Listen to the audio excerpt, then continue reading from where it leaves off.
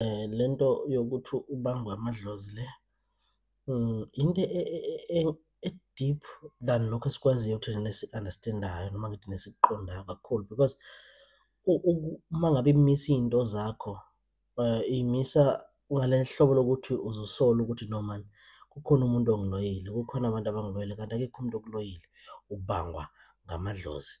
Le nto ifuna ukuthi uma uyibuka noma uyilungisa, uyilungise ngokucophelela because umuntu osuke ebangwa amadlozi ziningi izinto ezenzeka kuye emzimbeni wakhe, yabona? Ngoba ngokuphazima kweso, lowo muntu loyo kusengenzeka ukuthi egcine eziphanjelwa nangomqondo. Uphambane nje umqondo umuntu engabe esaphila because akukona ukuthi ukuvaleka kwey'nto zakho kuphela uma ngabe ubangwa amadlozi. Kunabantu bathola be-relax-ile, hhayi mina ngibangwa amadlozi, ey'relaksele nje umuntu ungabe asukumele ongeza. So, abanye bazophendana nalo mqondo, umuntu uhlanya nje impela simbone esitradini ukuthi amaphepha kanti yila madlozi ala emzimbeni wakhe ambangayo. Akubanga kanjani-ke amadlozi? Amadlozi akubanga kanje, ukuthi uma ngabe ziningi izinto esingay'bala but ake ngikhulume ngalezi. Ayakubanga ukuthi uma ngabe uzalwa ufike emhlabeni, eh, eh, ungazalelwa emshadweni, uzalwa mhlambe yintombi, ebese umama wakho ngenxa yokuthi uthanda ubaba wakho bese ekubiza ngesibongo sikababa wakho, ubaba wakho akalobolile umama wakho.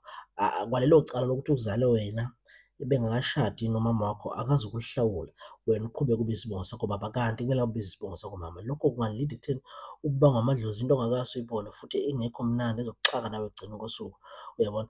Kube khona ukuthi umuntu egcine ethi uma ekhula ehamba indlela kwayena ey'shintshela yena eyibiza isibongo sikayise kunade ebiza isibongo sikamama, engazi kwasekuqaleni ukuthi njengoba eyibiza isibongo sikamama kwaba yiyiphi i-reason. Uthole mhlampe i-reason kuseseyiyo le yokuthi ubaba wakho azange amlobole umama wakho, azange futhi ehlawule kwanecala.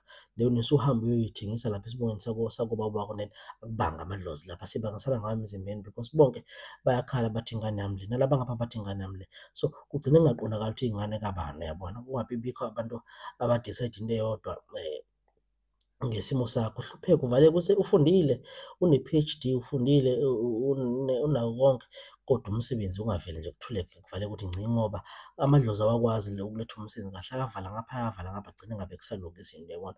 Uthole kwesinye isikhathi usukhula usumdala-ke nawe, uhambe ufike uy'bize ngesibongo se-stepfather sakho because i-stepfather sakho sikukhulile siliphathe kahle. Ukuphathe kahle siyavuma, but lokho akusho ukuthi kumele uy'bize ngesibongo sakhe, especially uma uyindlu emnyama because isibongo sakho ukhumbule kunamadlozi, kunamathonga kubo, azokwamukela yini wena uma ngabe uzoyibiza okungelona igazi lakhona, ziqale y'valeke iy'nto zakho. So, le nto yokubanga amadlozi iyiqapheleni, sukuma, uma wazi ukuthi ubangwa amadlozi, sukuma uhambe uyofuna usizo, uhambe uye enyangeni yakho uye kumelaphi ozokwazi ukuthi ikuncede uyisuse le nto, ngoba nasesikoleni into le igcine sekwenzela ungakhoni ukufunda. Umntwana akasakhoni ukufunda esikoleni, sekunyama kuba ngazuthi uyisidomi kanti amadlozi asemzimbeni wakho alokhu adonisana ngaye ngapha ngapha, akalali ebusuku uyakhathala, uvuka ekuseni ekhathele, adonisana ngaye, ubangwa amadlozi.